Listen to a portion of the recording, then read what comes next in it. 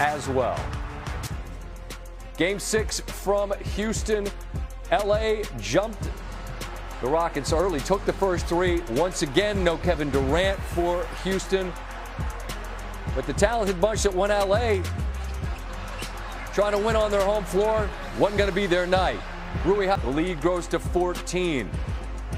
LA up 15. And Smart gets the block of Amen Thompson. Reeves with a pickup. James step back. Bottoms from 3. He had 14 in the second quarter. The Rockets had 13 as a team. It's 49-31 heading into the break. We have seen some offensive clunkers in these first rounds of the playoffs. Atlanta on Thursday, Houston tonight. And there's James. What a block from Jabari Smith Jr.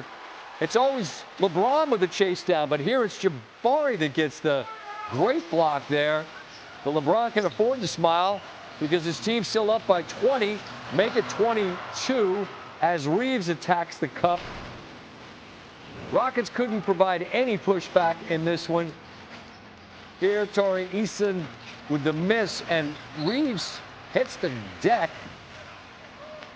He limped to the bench, didn't return in the game. You see he's yanked down, lands hard on his left hip, quad. I'm not a doctor, I'm not going to try and diagnose it, but he did limp off and didn't return. They didn't need him because they're way up. LeBron, one of his 8 assists here to Jackson Hayes. 28, 7, and 8 from James. A hug for his close friend Kevin Durant. And the Lakers have closed them out by 20.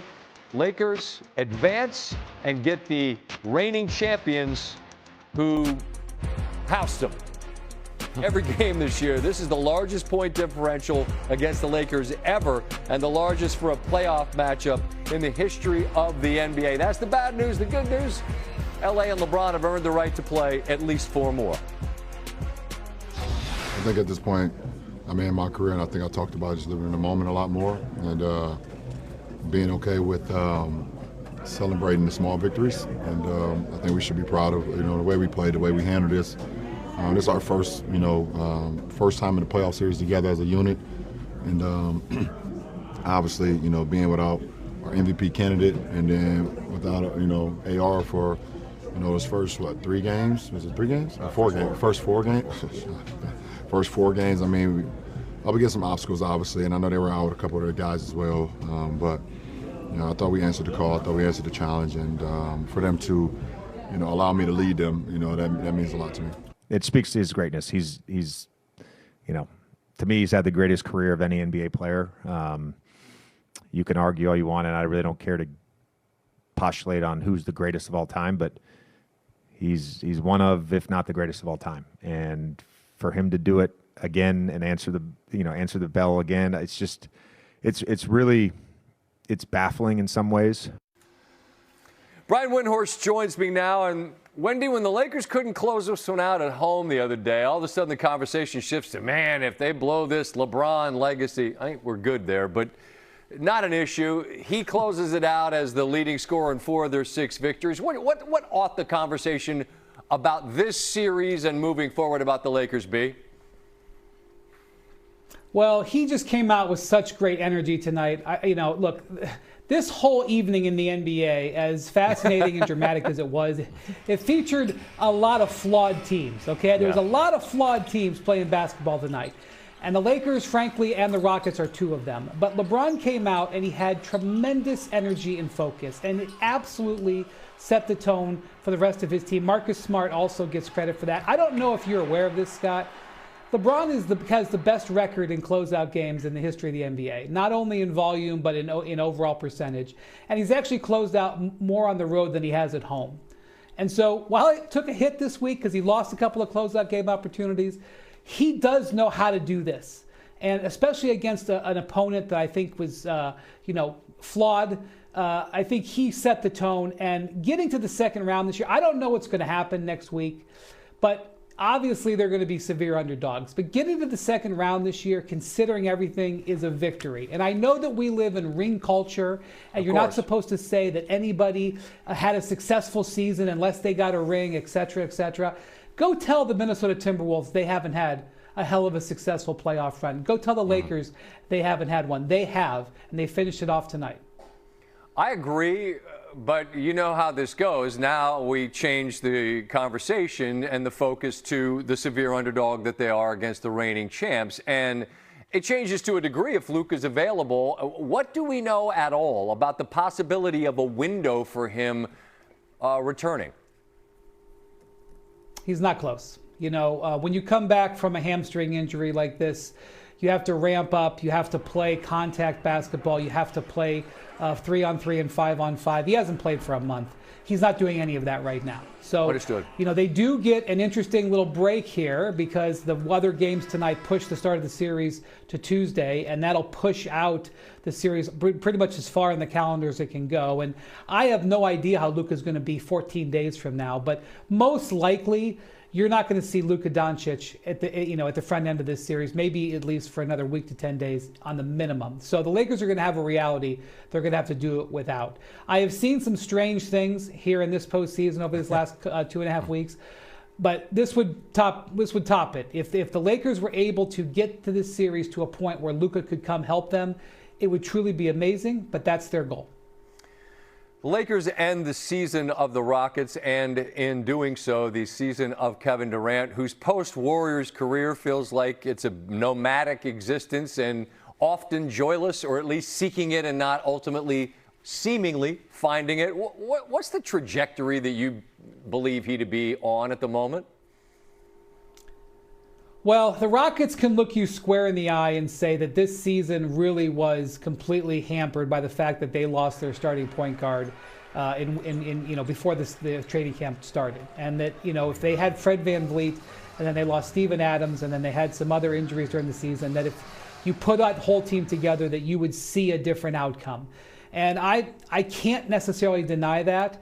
But obviously, this did not go the way the Rockets wanted, and the fact that Durant was unable to have any sort of momentum in this postseason really sums up the year. So I think the Rockets could just bring their team back healthy and say, let's give it another run, or they could look to make structural changes. Really, I think they could go either way. I don't think there's a perfect answer here, but here's what I do know. Even if Houston was able to win this series, if Durant was healthy and they were to win this series like we all thought at the start, they would have somehow had to get through Oklahoma City and San Antonio. And I don't think they're in any position to do that. And the reality is any team in the NBA, especially the Western Conference, even if you're the young team like the Rockets, has that problem. That problem's still going to exist next year. And the Rockets getting to the next level is going to be a big challenge, even if they were 100% healthy and they won this series in a sweep. All right, we'll close with a quick thought on this. I asked you about Luka, and you said we don't know because we don't. I asked you about Embiid a while ago, and you said I can't imagine him being back. Not only has he been back, but he's been emphatic in his presence. We don't have a ton of time, but I just want you to kind of measure the pressure this Celtic team has to close out a Philadelphia team that I didn't think could push them to this point, and has. Well, Jaylen Brown and Jason Tatum do have a lot of experience doing this exact same thing, playing in a Game 7 after they've lost control of a series, and they've been very successful. I will just say this. The Celtics have yet to prove to me that they can win a game when they're not making their threes. And if they're not making their threes tomorrow, Joel Embiid's window opens. That's been their identity. When they make them, they win, and by a lot. When they don't, there's problems. We'll see what comes Saturday. Brian, I appreciate the time as always. Enjoy the weekend. Flawed teams, he said. The 1 seed has not looked like the 1 seed in this series, and if Detroit didn't beat Orlando on Friday, their season was done. And it looked like it was done because the Magic found a gear in the second quarter. There's Anthony Black. The lead is 8. Desmond Bane, one of the great shooters on planet Earth, rips net, and it's a 16-point lead. Paolo Banchero sizing things up. He'll pull. The Magic outscore the Pistons 35-12 in the second, tied for the second largest point differential in any quarter this season. It's all smiles. They lead 60-38. Let's go to Church Street. No, let's play the second half. Detroit signed up for 48. Asar Thompson. Shooter. Duncan Robinson hits the 3. All right, it's a 14-point game. Robinson, speaking of great shooters, buries that. Suddenly a 10-point game. down 11. Paul Reed blocks Bain. Thompson. Robinson in transition, high off the glass. Pistons down 9 at the end of the third. Now it's a 7-point game. Cade Cunningham, float game. Oh, that was a rock off the glass. It dropped. Missed the free throw, 5-point game. Cunningham in transition. Ball fake. Patience. He had 32 and 10. We're tied at 72. The Magic, meanwhile, not very good. Couldn't make a shot. Jalen Suggs with a miss. They've missed 14 straight. Bain, a clean look. No. 15 straight misses. Jamal Mosley can't believe it. It's a 6-point deficit. Suggs, 20 straight misses. Banchero. Ultimately, the Magic would miss 23 consecutive shots between the third and fourth quarters, which is the most missed shots in a playoff game in the play-by-play era. That goes back to 97-98. Meanwhile, Dunk, step back, cookies. He had 14. I think you saw them all. The Pistons roar back and win by 14. Force a Game 7. Until it's over, for us, it ain't over. And they just, continue to impress me. Time and time again, you get spoiled by it, but we just have that mentality, that you don't have to choke the life out of us. And if not, we're going to keep swinging.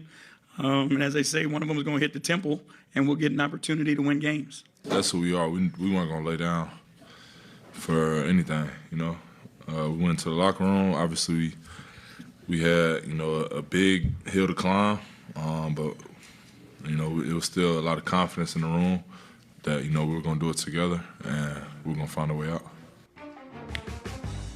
Pistons come back from down 22 at the half, which is the largest when facing elimination in NBA history. The Magic, they had 19 points in the second half. 19, which is the fewest in any playoff half in NBA history. They missed 23 consecutive shots.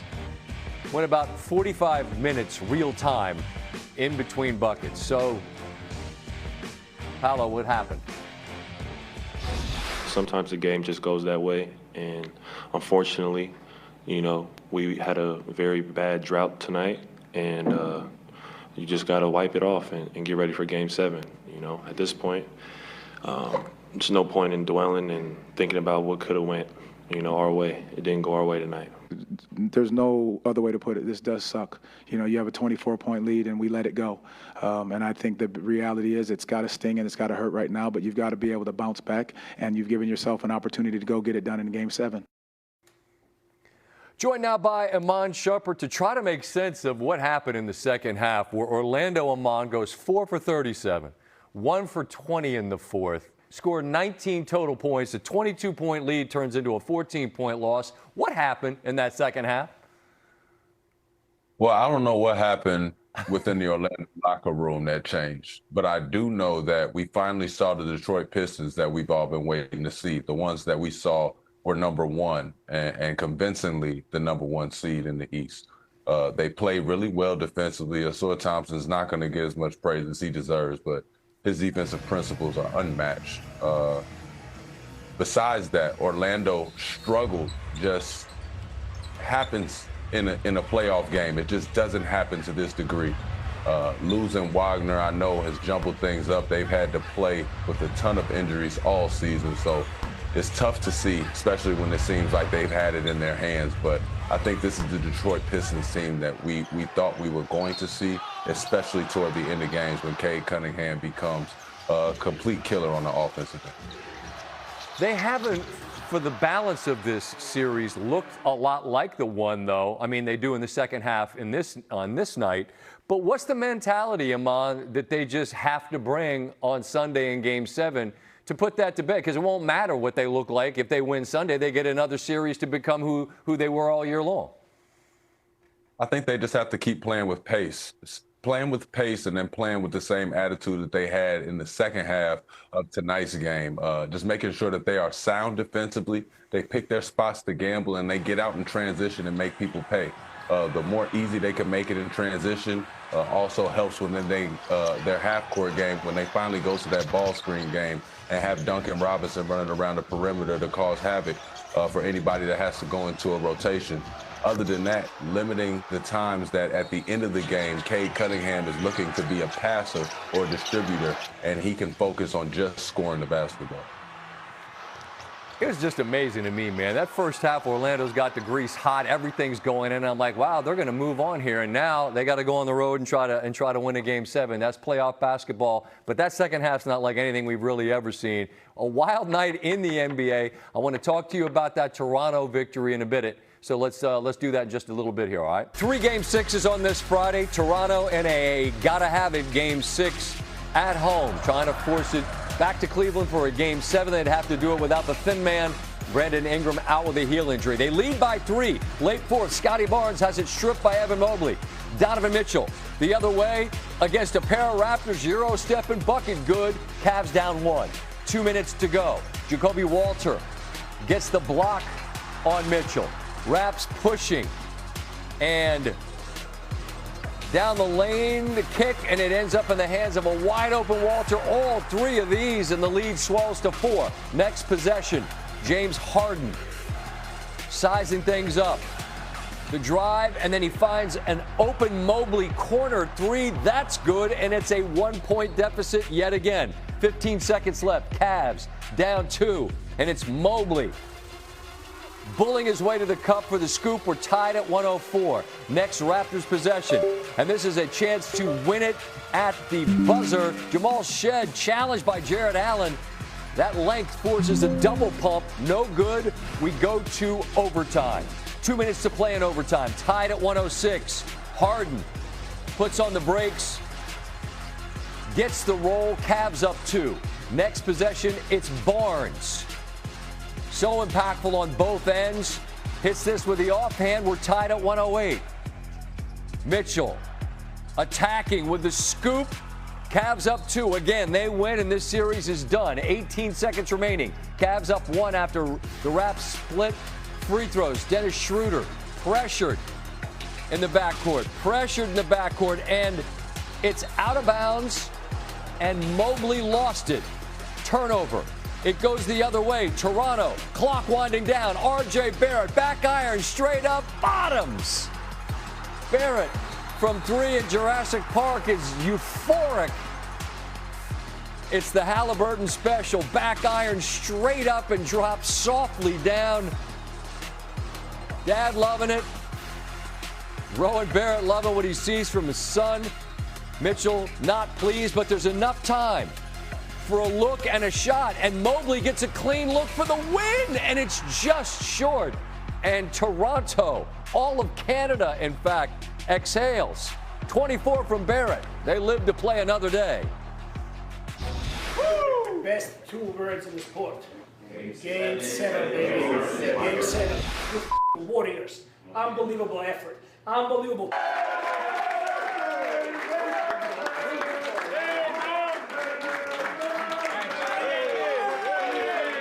The ball goes off the back rim. What are you thinking? I still knew it was good because it went straight up. Like, you know, if it goes straight up, you got a chance. Like that Halliburton shot last year. Halliburton thought the same thing. I still call it Twitter. He said that looked familiar. Very reminiscent of that shot in Game 1 of the Eastern Conference Finals last year in the Garden. The difference is Halliburton thought it was a 3 and it wasn't. This one was a 3. And, yeah, they didn't need to put 5 more minutes on the clock. It already was in overtime, I guess. As promised, Iman Shumpert joins us again. The late 3 from R.J. Barrett helps propel Toronto to a Game 7. No Brandon Ingram in this game, one of their most talented scorers. This Toronto team, Iman, at the start of the year, I don't know, a lot of folks had them pegged as a playoff team. Now they got a chance to go on the road and steal a Game 7. What's most impressed you about the way they've battled throughout this particular series? Scotty Barnes. I think that we have underestimated him as a star in this league. He scores in a variety of ways. Even if he doesn't have his scoring game going, he also offers a whole lot more to the game defensively and offensively. And as we've seen tonight, he has the ability to get to spots and raise over guys to shoot. He also has the ability to break people down at the end of games and make sure that he makes the correct decision down the stretch. I was most impressed with him. I don't want to take away from R.J. Barrett doing what he did. I know that he is a Toronto guy, so I was happy for him to get something done like that at home. I don't know what the Halliburton happened on that shot, but I am happy for them though. But I'm also eyes pointed at Donovan Mitchell and James Harden on this. Yeah, and that's where I wanted to close with this. You were a veteran of more than 80 playoff games, and there's some series where there's a pace and a flow, and maybe you kind of have a read on things. I got to tell you, I feel like I'm blind here. I don't know who to trust or what to believe in Game 7 because things have wildly pivoted back and forth. Is there a team or a player, Amon, that you feel like, I trust this, I know what I'll see Sunday one way or another? Well, the person I trust the most for the Cavs right now is Evan Mobley. For what he's been able to do for the Cavs, the little life that he has tried to breathe into them in times that they have gone into those cold spells where they can't score. I think that I could look for a big game and I can expect a big game out of him. I can also look to the other side and say Scotty Barnes will have a great game. Yeah, he's a willing defender as well. I think part of the reason that Cleveland struggled is because Barnes' appetite to play defense is at such a high level. Does this feel like a coin flip game to you? Like if Toronto won, would it be a shock to you? It wouldn't be a shock. I think it would be a little bit of a disappointment.